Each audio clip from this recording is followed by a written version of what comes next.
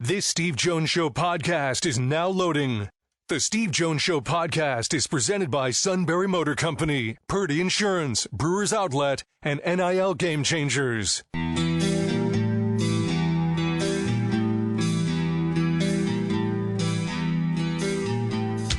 Bringing you an in-depth look at Penn State sports and more. This is the Steve Jones Show on News Radio 1070 WKOK. The Steve Jones Show is presented by Purdy Insurance, Brewers Outlet, NIL Game Changers, and Sunbury Motor Company. Now from the Sunbury Motor Studio, here's Steve Jones. We welcome everyone to the show today. This half hour brought to you by Sunbury Motors, 4th Street in Sunbury, Sunbury Motors Kia. Routes 11 and 15 in Hummel's Wharf and online at sunburymotors.com. Auto, home, life, business, boat, motorcycle, RV. You have a multitude of insurance needs, and they can handle them all. Sometimes it's bundles, sometimes it's just going over state lines. We're allowed to save you money.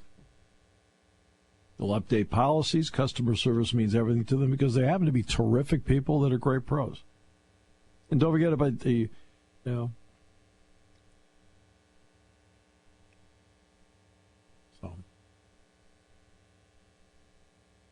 great to have you with us today on the show.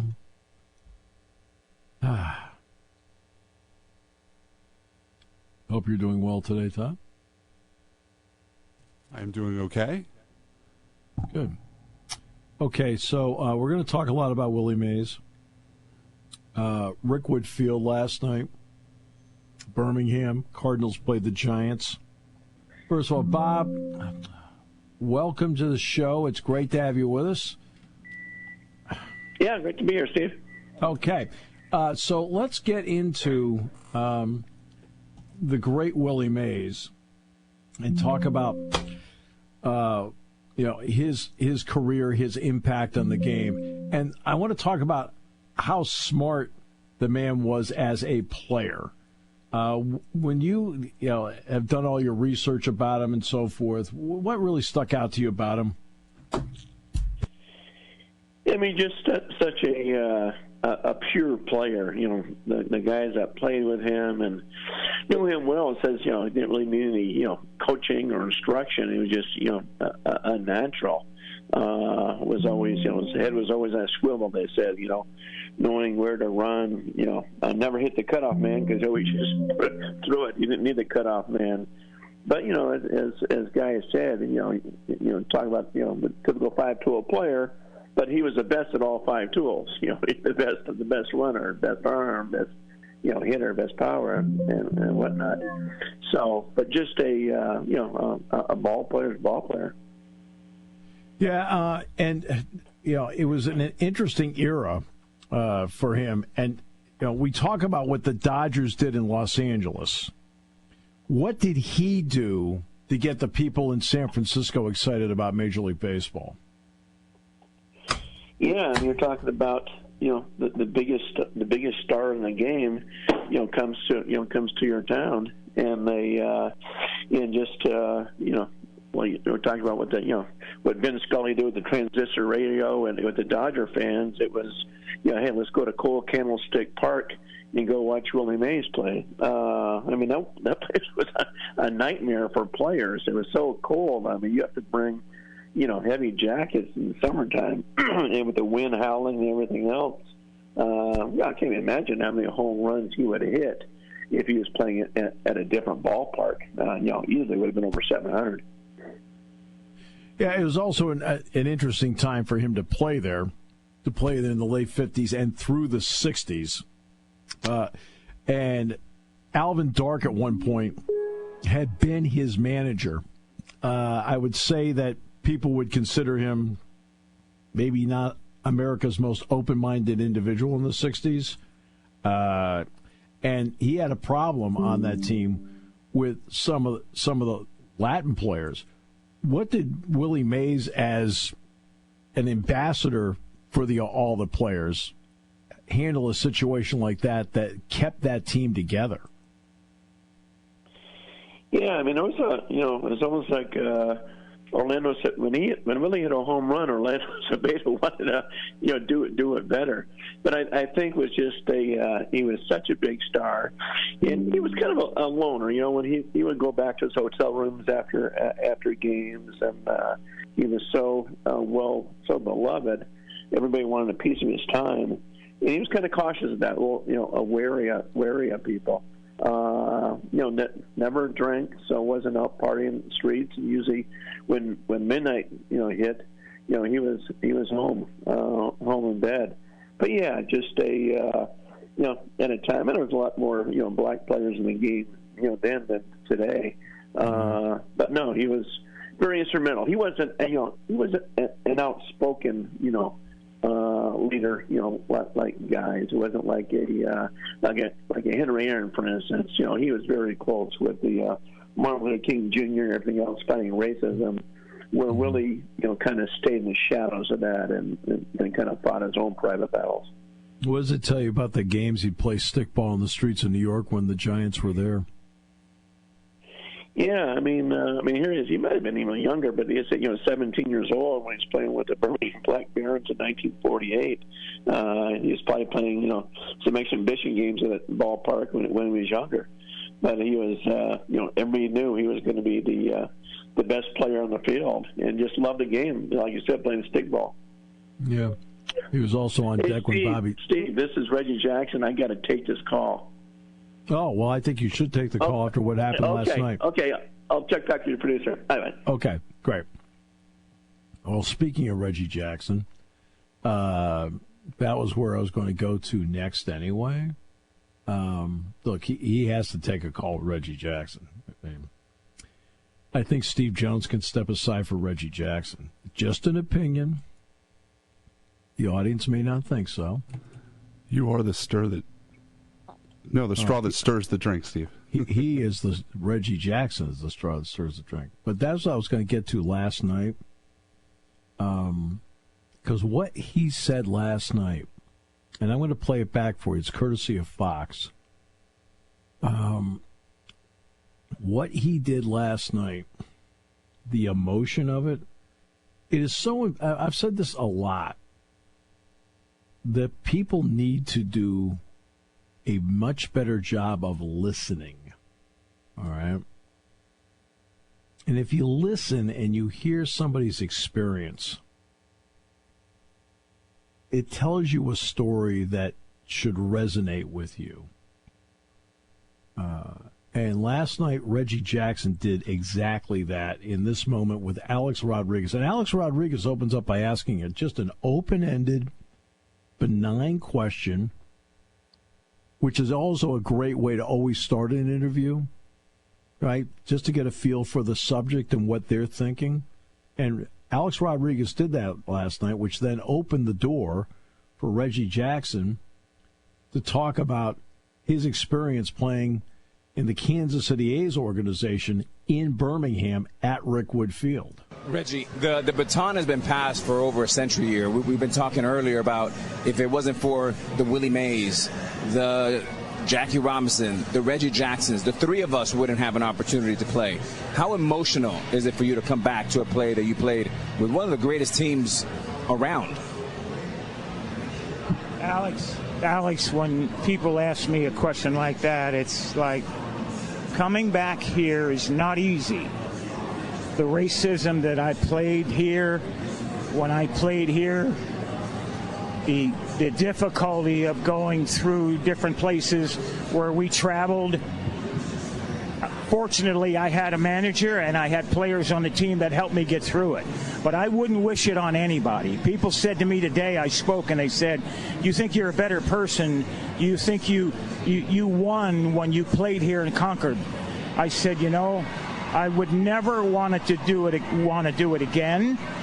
I walked into restaurants and they would point at me and said, can't eat here. I would go to a hotel and they say, then can't stay here. We went to Charlie Finley's country club for a welcome home dinner and they pointed me out with the N-word. He can't come in here. Finley marched the whole team out. Finally, they let me in there. He said, we're going to go to the diner and eat hamburgers. We'll go where we're wanted. Fortunately, I had a manager, Johnny McNamara, that if I couldn't eat in the place, nobody would eat. We'd get food to travel. If I couldn't stay in a hotel, they'd drive to the next hotel and find a place where I could stay. Had it not been for Raleigh Fingers, Johnny McNamara, Dave Duncan, Joe and Sharon Rudy, I slept on their couch 3-4 nights a week for about a month and a half. Finally, they were threatened that they would burn our apartment complex down unless I got out. I wouldn't wish it on anyone. The year I came here, Bull Connor was the sheriff the year before. And they took minor league baseball out of here because in 1963, the Klan murdered 4 black girls, children, in 11, 12, 14 years old at a church here and never got indicted. It was they were from the Klan. Life magazine did a story on them like they were being honored. I wouldn't wish it on anyone. At the same time, had it not been for my white friends, had it not been for a white manager and Rudy, Fingers, and Duncan, and Lee Myers, I would have never made it. I was too physically violent.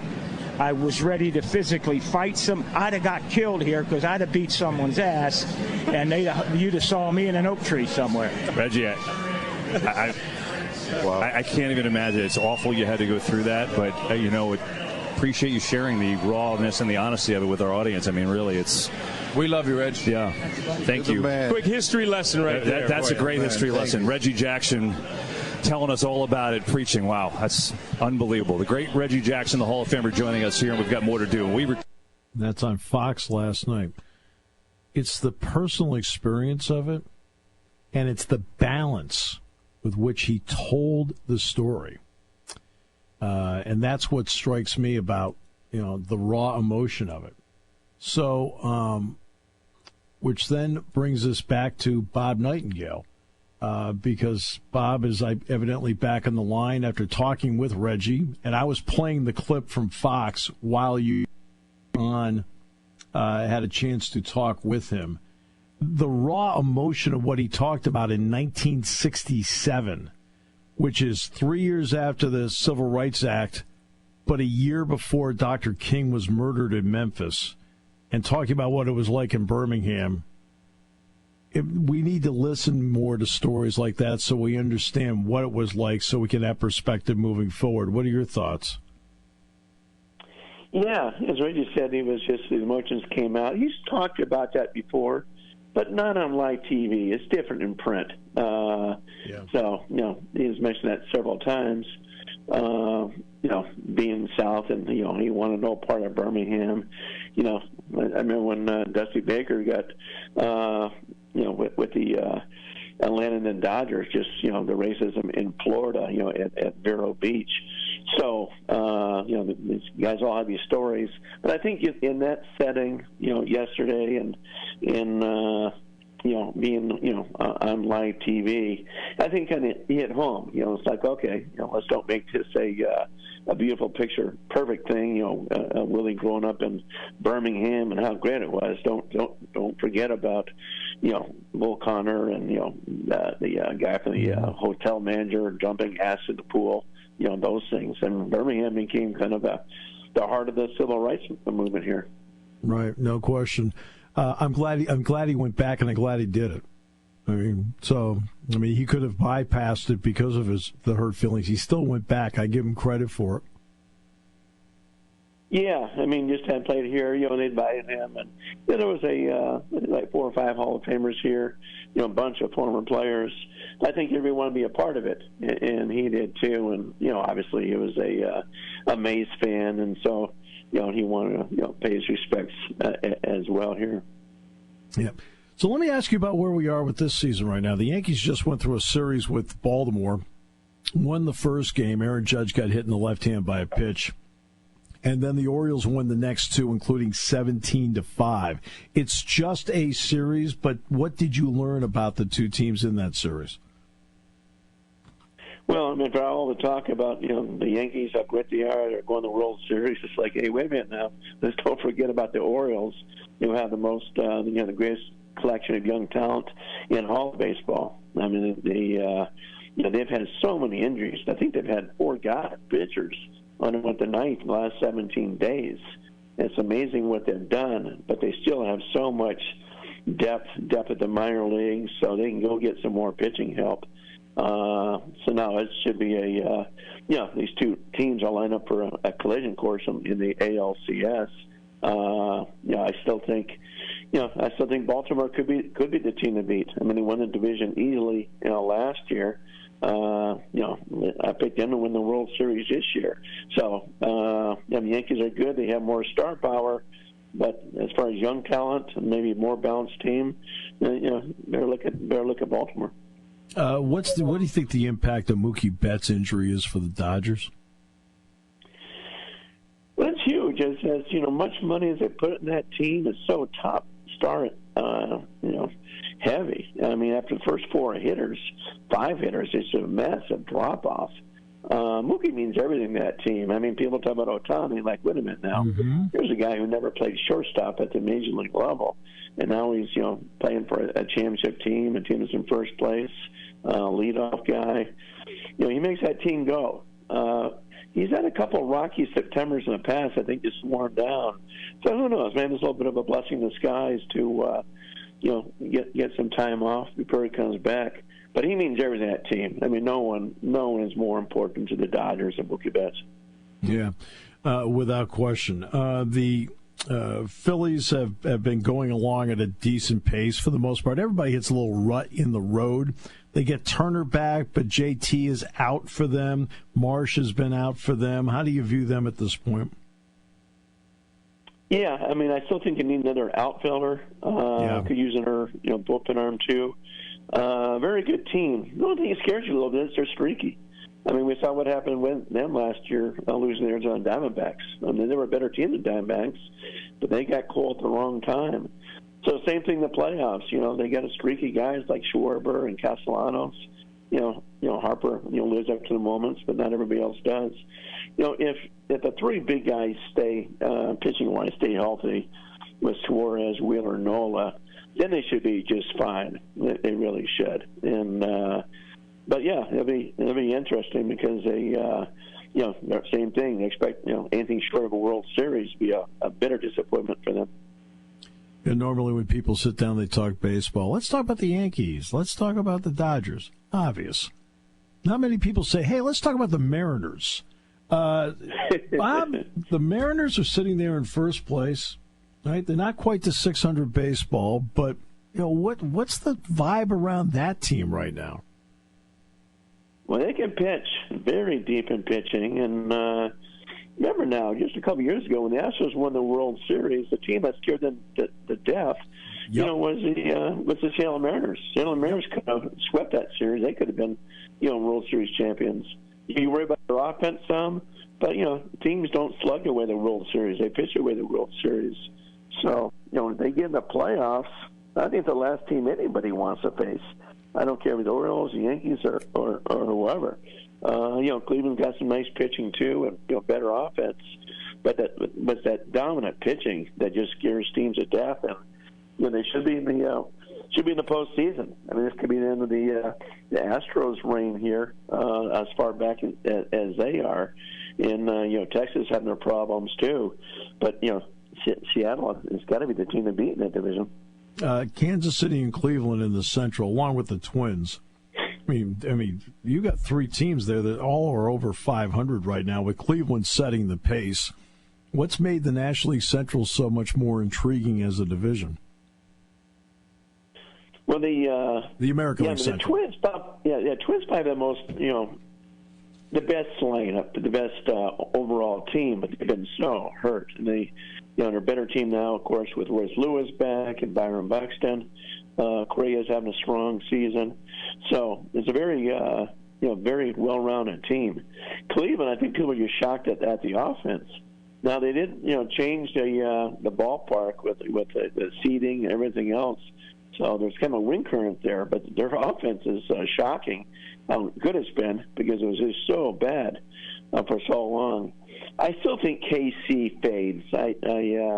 It's been a great season for them. Bobby Witt's a special player, but it's hard to see them, keep going like this. And I can't see this being a team that, hey, let's give up some prospects and go for this thing. They worked. They've had too many bad years getting these prospects. I don't see them giving up right away. Where a team like Minnesota, even a team like Cleveland, I think would be more prone to say, okay, let's be a little aggressive here at the trade deadline. Thanks so much for jumping back on with us. I really appreciate it. If I have to move aside, I guess Reggie Jackson's a good reason to do it. So I know. I reached out, and I should have called him last week because I've done so much stuff here for the Rickwood game, and people played here, and I know Reggie fairly well. But big things. I just wanted to get his reaction, and he said, he was surprised, how positive it's been. It's been great, but it just came out. I mean, he's talked about it in print, but it's different, as saying it on saying it for newspaper, magazine, or website than it is on live TV. Well, that's the difference between him and me. He's the straw that stirs the drink. So, Bob, thanks so much. It's always a pleasure. You're very glad. Very glad he said that. He really is. Yeah, just a reminder. I thought that's right. So long ago, and hey, don't forget this still exists. It wasn't like everybody was loving Willie Mays in Birmingham, Alabama. Oh, hey, Bob, thanks so much. Very my pleasure. Take care, Steve. Bye. Bob Nightengale. You want your young athlete to get the most out of life and NIL. You need a roadmap, a strategic approach. NIL Game Changers help student athletes earn while they learn in their collegiate journey. Driven by former student athletes and coaches who work as NIL sports agents and content media designers, they'll guide both student and family, starting with high school students looking toward college and those already in college. Get a seasoned team of marketing experts with a background in athletics and coaching. Visit NILGameChangers.org, the ultimate destination for name, image, and likeness opportunities. Party time, game time, or just fun time. Doesn't matter what time it is because it's Brewers Outlet time. The Beverage Supermarket has the area's largest beer selection. Imports, microbrews, ciders, and domestics. Pick from over 100 ice-cold 12-packs and dozens of 24-ounce singles. Soda, snacks, hot sauces, fresh roasted peanuts. Make it one-stop party shopping, and don't forget the pickle bar. So whatever you're celebrating or just doing it up, Brewers Outlet, Reagan Street, Sunbury wants to see you. And thank you for your years of patronage.